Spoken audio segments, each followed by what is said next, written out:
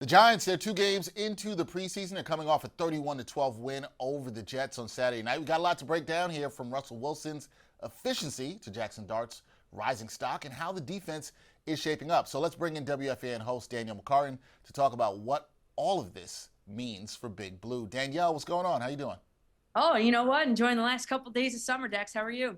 Doing the same, understanding that football season, real football, is right around the corner.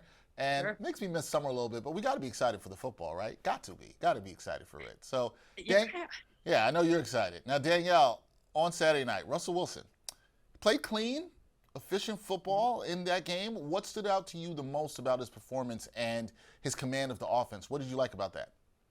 You know, what stood out to me about Russell Wilson, it seems that he has turned back the hands of time. And I'm not saying he's ancient, or we are almost exactly the same age, but he did not look like a 36, soon to be 37-year-old quarterback. I'll tell you that much. He still has one of the greatest deep balls in the league. And guys like Jalen Hyatt, who he texts words of encouragement every once in a while, are loving it. And I noted a few times during last night's game, besides the play on the field, when the cameras showed Russell Wilson on the sidelines, every single time he was never working by himself with an iPad. Every single time he was engaged with all the other quarterbacks in that room. After that 80-yard bomb, he was sitting with Jaxson Dart explaining the breakdown with his hands of the entire play. Later in the game, he was with Dart again. And then Winston went running over. Later in the game, he was with Dart and DeVito. So I just love seeing Russell Wilson being great on the field and, this fantastic, willing to teach kind of teammate, because as we all know, that doesn't happen all the time. And by doing this, I think he's just, raising the level for every quarterback in that room. And it's very encouraging and very refreshing to see from Russell Wilson. All right, so you talk about raising the level, and when people hear that, they're going to think about, okay, how does this impact Jaxson Dart? Jaxson Dart, Yeah. when you look at him, he just keeps stacking up impressive outings. 2 touchdowns on Saturday night against the Jets. Great poise. Looked more comfortable that he did in week 2 than he did in week 1 of the preseason. Do you think he's making a legitimate case to lock up that backup quarterback job here for the Giants?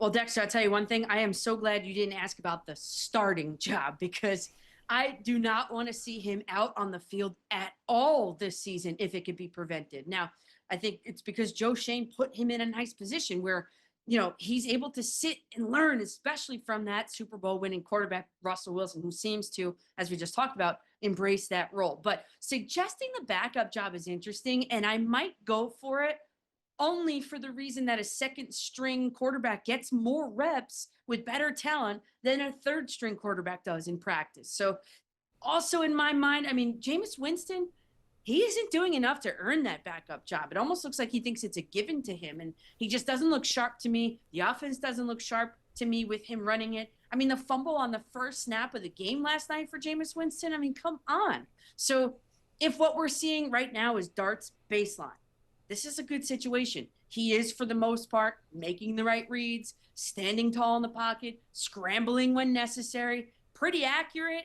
And I love the tempo with which he conducts that offense. No huddle for so much of it. And I just also love, Dexter. We see a lot of these college quarterbacks come out at the NFL level. They're playing out of shotgun.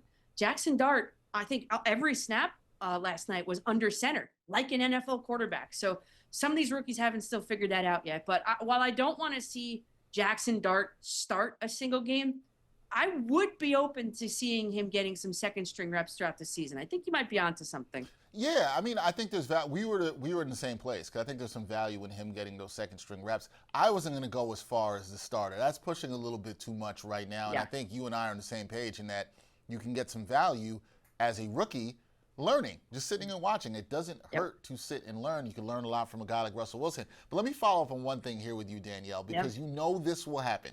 Russ is cooking right now. He looks good. He's got command of the offense. But if he's Sure. not cooking in the regular season, and what we've seen from Dart thus far, and if he is still, you're hearing all the stuff around the Giants that he's handling the second team well, he's taking those second team reps, maybe getting some reps of the first team, you might start to hear the noise about Dart. You said you don't want to see him start, but if Russ doesn't work out and he's not cooking, how soon do you think is too soon to put in Dart in a starting role if that comes to some point of the season for the Giants? Yeah, I mean, that's a good question. It's a fair question. There are people already calling me up on the fan saying that he should be starting anyway, and it's totally off base. But look, if Russell Wilson is not doing well, I mean, there's a lot of things that you have to take into consideration. The Giants' offensive line, although it has looked good, shout out to the offensive line and to Chris Snee, but I mean, they're projected to be 28th in the league. You don't want to run the risk of damaging your quarterback. You don't want to run the risk of having him seeing ghosts. The only ghosts I want Jaxson Dart to see are the ones that ring his doorbell on Halloween. So, it's a tough schedule. If they make the switch, which I don't think they should, even if Russell Wilson isn't doing well, it shouldn't be against the Eagles. It should not be. You could look through that schedule. It should be a soft landing spot for a guy. Maybe it's the Denver game. Maybe it's the Raiders game. Who knows? But it really, they should not be dropping him right into the fire, no matter how good he looks against, let's be honest, second and third team offenses in the preseason. Yeah, got to put it all in perspective about what he's doing in the preseason. He does look good. No shade to him. He is looking good, but you got to put it all in perspective. Now, Abdul Carter, he got some extended reps in this one, but seemed to take a bit of a step back compared to his strong debut where he was in the face of the quarterback almost every time. What did you make of his performance against the Jets along with the rest of the defense that we saw from the Giants? Yeah, I was on the fan the other night and I said, what I'm going to be looking at, for, I don't know, a bunch of different things, but one of the things is that Giants defensive line. That was something I was definitely keeping my eye on. It could be among the best in the league, but, it doesn't mean much when, your second and third levels of your defense aren't great either. So, I needed to see aggressiveness. I wanted to see at least one interception, which they did. They got it done. But as far as that defensive line against the Jets, I mean, 0 sacks. They gave up 85 yards rushing in the first half. Not great, really. And I don't know if you saw it. Did you see Abdul Carter? He was flattened, not once, but twice on the same play. One was a tight end, 2 chip blocks, had him on his behind. Welcome to the NFL, I don't mean to cut you off on there, too. Yes, I did see that. Did you also see that the NFL had put out a tweet about that play and Abdul Carter commented on it and said that would be the best play the Jets had all season? So immediately threw some shade at the Jets. Didn't think it was necessarily a good look. Like, you don't need to be engaging, especially when you got owned on a couple of plays. Might not be the best thing to do. What's your reaction to that? And also how he looked. I don't want to isolate it to those plays just for him, but I assume you didn't think his performance was that great. I mean, nothing really, stood out. He busted up a couple screen passes from what I saw. It wasn't anything to write home about. Now, I also think too, Dexter, that, he pitched a tent in the Bills' starting offensive line's backfield, and then he was neutralized by the Jets. Now, okay, why? I'm thinking that a lot of the joint practices this week that with the Jets kind of impacted him on game day, and I just want to see that he is the Carter against the Bills moving forward. And we'll have to wait and see Thursday night. But as far as replying on Twitter, I mean, it's time to take the high road. You're in the NFL. I mean, the Jets fans have gotten the brunt of it for a very long time.